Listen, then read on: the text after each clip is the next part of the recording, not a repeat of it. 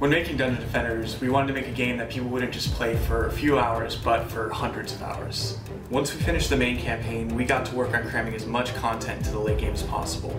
The core of Dungeon Defenders revolves around 13 campaign levels over 4 difficulty modes. Here, you have to defend anywhere from 1 to 4 Eternity Crystals as you work your way from the deepest part of the castle to the rooftops. Each difficulty mode will change the strength and speed of enemies, and of course, the harder it gets, the more experience and better loot you'll gain. In addition to the campaign, there's also a set of challenge missions. In these missions, we take the standard ideas behind tower defense and turn them on their head.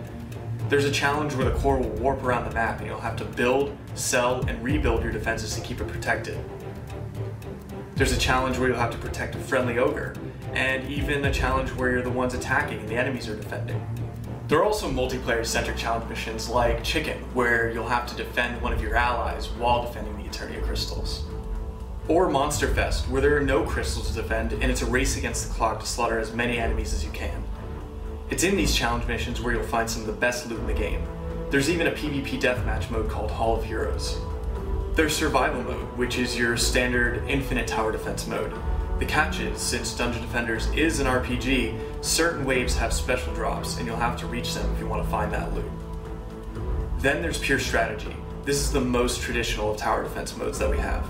Enemies will completely ignore your hero and focus on the crystal.